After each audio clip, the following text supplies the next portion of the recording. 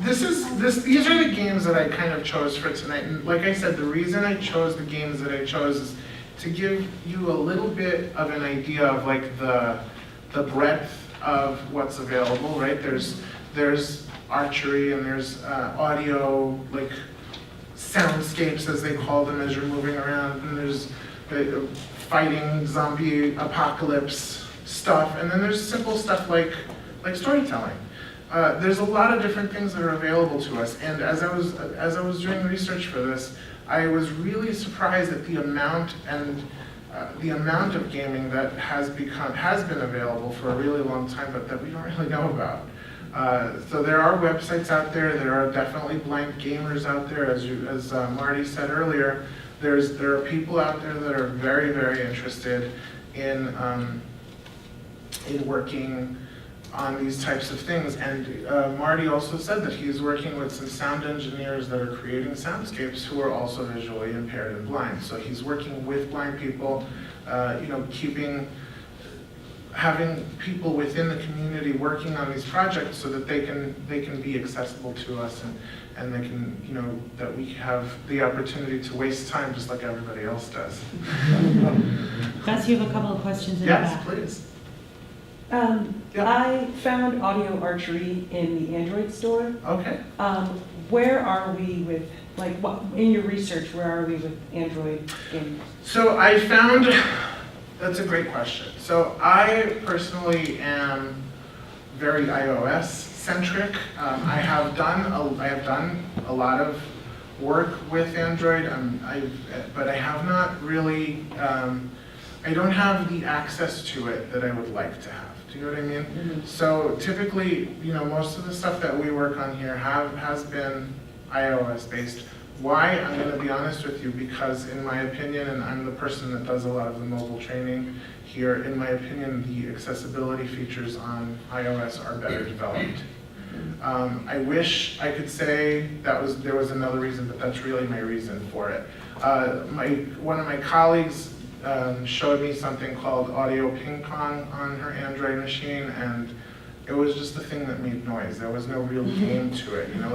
I swung the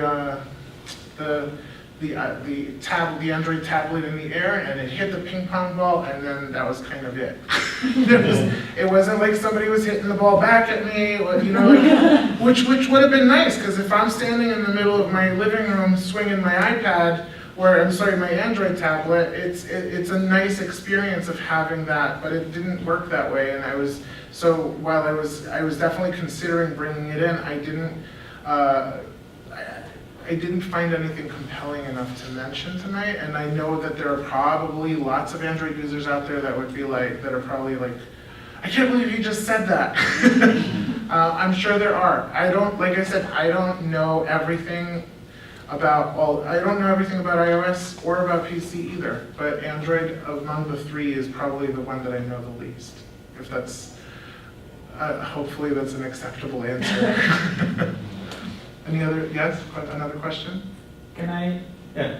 So I don't know anything about the mobile games. Yeah. But in my previous life, not when I was a kid, before I came to the US, I had more time. Sure.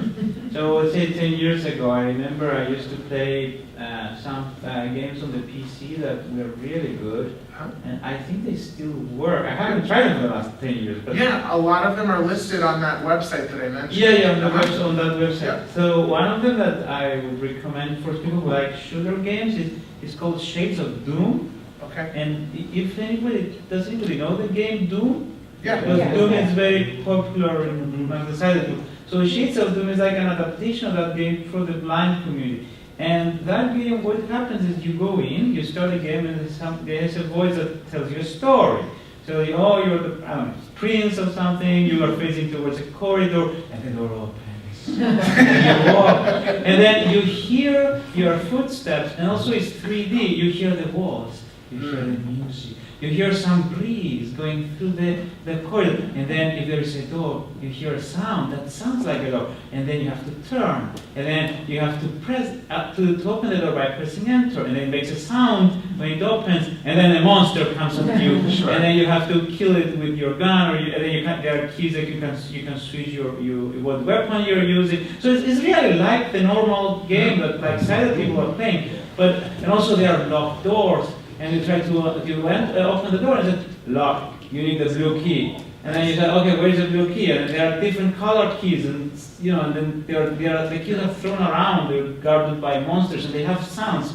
So, for example, you might hear a sound, something beeping towards your, I don't know, in front of you, but towards the left, and you have to move towards it, and you pick it up if you want to pick it up. And it's all keyboard And it's a control. key, for example. But it's very, very well done 3D. So when there is, for example, an opening on the left, you can hear there's something, or an opening in front of you and to the right. You hear everything. So shades of doom, people. Yes, and another thing you find there is your health runs out. It's like it's like if you get bitten, then you have a med kit. There are med kits thrown around. You have to, and then when you drink them, you hear. Oh, but that was 10 years ago. I don't know what changed, but that was one of the games. There are others. It is. I definitely saw it. So it is Yeah. still available. Hopefully, I didn't try to download it, but I definitely saw it listed there. I would venture. I would like. That sounds like a wonderful game. I actually remember playing Doom before I lost my vision. But that's not the best one. There's another one that's even better. It has flying insects that shoot at you, and robots that have car electric, and there are some doors that have electricity, and you go through the door and then you die. Well, but I don't remember the name. Well, if you were inclined, I'd love if you could email those to me, and I would be more than happy to share it with everybody who's here. Yeah, I have to remember that 10 years now. I mean, Totally. Thank you so much. Anybody else? Okay, great.